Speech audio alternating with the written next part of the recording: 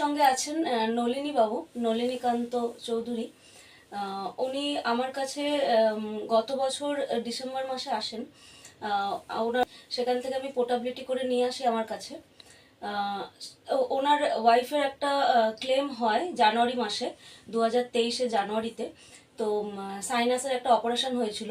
তো কিভাবে ওটা ক্লেমটা কাজ করেছে উনি একটু নিজের মুখেই বলবেন। স্যার একটু বলুন আপনার ক্লেমের সময় কিভাবে অ্যাকচুয়ালি আমার মিসেজের সাইনাসের প্রবলেম ছিল, ডক্টরের কাছে গেছি, ওনারা সাজেস্ট করলেন অপারেশন করতে হবে, অপারেশন করিয়েছি।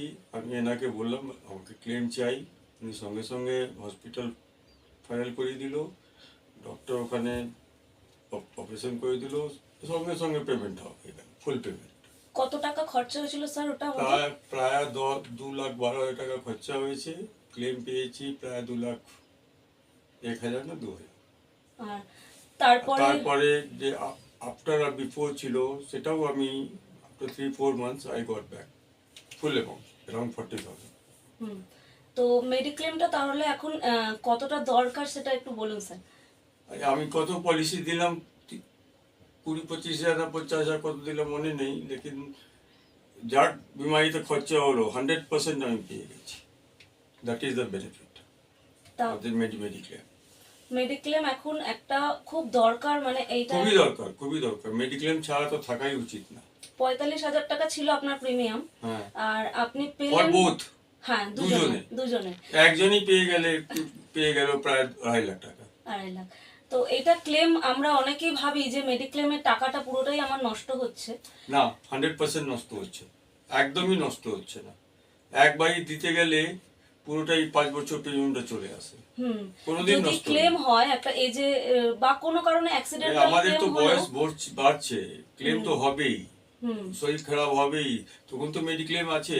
এখন তো আমার একটা ফেথ এসে গেছে, মেডিক্লেম আছে, সেজন্য আমরা কোনো অসুবিধা হবে না। ওকে, থ্যাংক ইউ স্যার, ভালো থাকবেন। আর মেডিক্লেম যাতে সবাই নেয় তার জন্য একটা ছোট্ট মেসেজ দিন। Everybody should purchase mediclaim. Ultimately, it is very, very, very essential. It is part of life now. Okay, thank you sir. নমস্কার, আমি বিজয়া রায়। আমি আজকে এসেছি মৌসুমী আর দিলীপ দার বাড়িতে। তো ইন্ট্রোডাকশন দিন একটুখানি। আমি দিলীপ কুমার দে, ব্যারাকপুরে থাকি। আমি মৌসুমী দে, ব্যারাকপুরে থাকি। ওনার হাজবেন্ড, ওনার ওয়াইফ। আচ্ছা, তো মৌসুমী, তোমাকে আজকে আমি এসেছি এই কারণে জিজ্ঞেস করতে। তো আজকে ডেটে হেলথ ইন্স্যুরেন্সটা কতটা জরুরি সবার জন্য, কতটা জরুরি? মানে এটা তো হেলথ ইন্স্যুরেন্সে যে কি প্রচন্ড দরকারি একটা জিনিস, সেটা আমি রিসেন্ট একটা ঘটনার আমার হাজবেন্ডের ব্যাপারেই আমি বুঝেছি। রিসেন্ট আমার হাজবেন্ডের সিওপিডি লেভেল প্রচন্ড নেমে গেছিল প্রবলেমের জন্য। তো আমি তখন হঠাৎ করে হসপিটালাইজড করতে হয়েছিল, ওনাকে নার্সিংহোমে ভর্তি হতে হয়েছিল। উনি আইসিইউতে ছিলেন দিন 10-15। তো সেক্ষেত্রে আমার তখন আমি ফিল করি যে একটা ইন্স্যুরেন্স থাকাটা কতটা আমার জন্য হেল্প হয়েছে সেই মুহূর্তে, এমার্জেন্সি পিরিয়ডে। কারণ কি আজকালকার দিনে দেখো আমাদের মতন মধ্যবিত্ত ঘরে, আমাদের মতো আজকাল তো মধ্যবিত্ত ঘরে তো অবশ্যই এই এতগুলো টাকা ইমিডিয়েট পে করা খুবই ডিফিকাল্ট। সেই কারণেই ইন্স্যুরেন্সটা ছিল বলেই আমি হয়তো এই সাপোর্টটা পেয়েছি বলেই আমি অনেকটা মনের জোরও পেয়েছিলাম সেই মুহূর্তে। হেলথ ইন্স্যুরেন্সের থাকাটা তার মানে আজকে যেটা খুব ইম্পর্টেন্ট প্রত্যেকটা মানুষের জন্য। ভীষণভাবে ফিল করি। ইমিডিয়েট 4-5 লাখ টাকা বের করা খুবই মুশকিল হয়ে যায়। একদমই তাই। তো তো তুমি এটা বলো যে এই যখন তোমার একটা ক্লেম আসলো সেই সময় তোমার একজন অ্যাডভাইজারের, তুমি তো তার থেকে কতটা হেল্প পেয়েছো, মানে এটাই আমি বলতে চাইছি যে তোমার অ্যাডভাইজারের রোলটা কতটা ইম্পর্টেন্ট সেই কারণে তোমার কাছে কি রকম মনে হচ্ছে সেটা যদি একটু বলো। হ্যাঁ, সেই মুহূর্তে তো আমার তো মানে আমি এতটাই পাজলড হয়ে গেছি যে আমার হাজবেন্ডকে নিয়ে, যে আমি সেই মুহূর্তে আমি কি করব না করবো আমি তো কিছু মাথাতে আসছে না। তখন আমাকে যারা যারা সাপোর্ট করেছিলেন, বা বিশেষত তোমার যে সাপোর্টটা আমি সেই মুহূর্তে পেয়েছিলাম, তা সেই অনুযায়ী যে আমি যেভাবে কাজটা এগিয়ে নিয়ে গেছি, সেইটা তো আমার কাছে ভীষণভাবে আমার কাছে হেল্প হয়েছে। হয়েছে। আর এই কারণেই আমি বলতে চাইতে যে মানে অ্যাডভাইজারের উপস্থিতি না থাকলে সেই এমার্জেন্সি পিরিয়ডে সেই ওই রকম সময় মাথা ঠান্ডা করে তো কোনো ডিসিশন নেওয়া সম্ভব হয় না। তো একজন আপনজন যখন হসপিটালাইজড একদম, হয় তখন একদম, একটা মানুষের পক্ষে একদম। মাথা সেই ঠান্ডা সময় রাখা তোমার খুব সাপোর্টটা ভীষণভাবে পেয়েছিলাম, তোমার ডিসিশনটা তোমার কথা মতো যেভাবে আমি চলেছি তাতে আমি অনেকটাই উপকৃত এবং অবশ্যই থাকা উচিত একজন advisor। ধন্যবাদ। তো আমি বলবো যে অ্যাজ আ অ্যাডভাইজার তুমি আমাকে 10-এর মধ্যে কত নাম্বার দিতে চাও? 10-এ 10ই দেবো, কিন্তু ওই আমি একটুখানি কাটলাম, 9 দিলাম। ঠিক আছে, ওকে। মুনমুন ব্যানার্জি, এইচডিএফসি আর্গোর একজন অ্যাডভাইজার। তো আমার সঙ্গে আছেন মিস্টার অমিতাভ সেনগুপ্ত। আর ওনার একটা এইচডিএফসি পলিসি আমার কাছে আসে গত 2 বছর আগে। ওনার ন্যাশনালের একটা পলিসি ছিল, সেখান থেকে আমি এইচডিএফসিতে কনভার্ট করি এবং ওনাদের একটা ক্লেম হয় গত জুলাই মাসে। ওনারা ক্লেমটা পেয়ে খুবই স্যাটিসফাইড, সেটা ওনারা নিজেদের মুখেই বললেন। স্যার, একটুখানি আপনার এক্সপিরিয়েন্সটা শেয়ার করুন। হ্যাঁ, আমি সেন্ট্রাল গভর্নমেন্টে ছিলাম, সেখান থেকে রিটায়ার করি এবং রিটায়ার্ডের সময় আমি সিজিএইচএস পেতাম এবং তা সত্ত্বেও আমি একটা 5 লাখের একটা পলিসি আপনাদের করেছি। কিন্তু তখন আমি বুঝতে পারিনি যে এটার উপর আমার অনেক কিছু ফয়দা, অনেক 5 লাখই এর বেরিয়ে যাবে। যাই হোক, সেটা আপনারা ক্যাশলেস করে আমাদের এত উপকার করেছেন যে যেটা আমি এর জন্যে আমি খুবই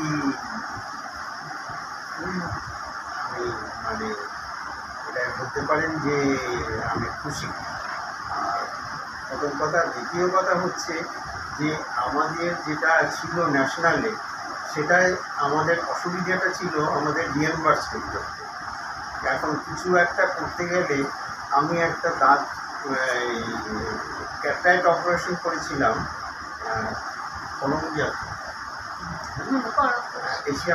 কলম্বিয়াতে। সেইখানে আমার প্রায় 1 লাখ টাকা খরচা হয়েছে, কিন্তু আমাদের দুজনের। কিন্তু সেইখানে আমরা পেয়েছিলাম মাত্র 30,000 টাকা। সেই জন্যে তখনই আমি ডিসাইড করেছিলাম যে এই ন্যাশনালের থেকে আমি কিছু করতে পারব। তারপরে উনি যখন এলেন, মিসেস উনি আমার কাছে প্রপোজ করলেন যে আপনাদের ন্যাশনাল এইচডিএফসি জেলা করতে। তখন আমার বয়স অনেক হয়ে গেছে, আমি তার অন্য কোনো জায়গায় আমি না ভেবে চিনতে প্রথমে ভাবলাম যে ঠিক আছে, করেই দেবো। আমি 5 লাখের একটা করেছিলাম, কিন্তু সেটা আমাকে পরে যে এত ফায়দা দিয়েছে, ক্যাশলেস করে দিয়েছিলেন উনি। এবং আমার মিসেসের মানে দুর্ভাগ্যবশত একটি রোগ ধরা পড়েন, পৃথিবীর সবচেয়ে জঘন্যতম রোগ। সেইটা যাই হোক, তিনি ভর্তি হন ক্যাশলেসে। ফোর্টিসের উনি কিছুদিন থাকেন। তারপরে ফোর্টিসরা যখন বললো যে ন্যাশনাল এখানে ক্যান্সারের এটা হয় না, তখন ওকে নিয়ে এসে এখানে বাড়িতে ওকে রাখা। এবং তারপরে আমাদের যা খরচা হয়েছে তা আমাদের অনেক বেশি আমরা পেয়ে গেছি। এই বিষয়ে আমার আর কোনো নেই। যখন আমাদের প্রথম উনি মিসেস মুনমুন ব্যানার্জি আমার কাছে আসেন, আমি তখন করেছিলাম বোধহয়, তখন প্রথমবারে দিয়েছিলাম বোধহয় 60,000 টাকা। কিন্তু পরে যখন এটা বেড়ে 80,000 হলো, তখন একটু আমার খরচা লেগেছিল যে এটা এত টাকাটা দিয়ে করবো। একটা বুঝতেই পারছেন পেনশনার, যদি আমি ডিটেলসে কাজ করতাম, আমার পেনশনও মোটামুটি ছিল, তা সত্ত্বেও করলাম। করে তারপরে আমি ফয়দাটা বুঝতে পারছি। আর সত্যিই আমি খুবই উপকৃত। এইটুকুই। Thank you sir. 5 লাখের পলিসিতে মোটামুটি প্রথমবার 5 লাখ ক্যাশলেস হয়েছিল, তারপরে আবার এটাতে যেহেতু রেস্টোরেশন ছিল আবার 4 লাখ টাকা মতো পাওয়া যায়। তো ম্যাডাম, আপনার একটু কিছু শেয়ার করবেন? আপনি কেমন স্যাটিসফাইড, মানে তুমি কিরকম মেডিক্লেমটা? ফিলিংসটা হয়েছে তোমার? আমার মানে বলার কোনো ভাষা নেই। আমি আমি খুবই খুশি তোমাদের এই হেল্পকে। আমি যা বলবো আমার হাজবেন্ড, একদম। হ্যাঁ আমি একদম এগ্রি করি সব কিছু। আপনি একটা মেসেজ জাস্ট দিন যে এখনকার দিনে মেডিক্লেমটা কতটা দরকার, কারণ অনেকেই এখনো পর্যন্ত মেডিক্লেমের আওতায় না আসেনি। দেখুন, যাদের আমি বিশেষ করে যাদেরই বলছি সবাইকেই এই মেডিক্লেমটা করা উচিত এইচডিএফসি এর।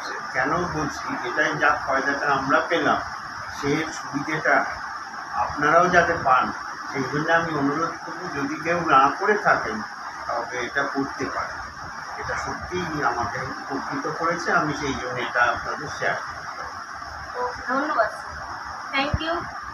এখানে ভিডিওটা সমাপ্ত করছি। নমস্কার।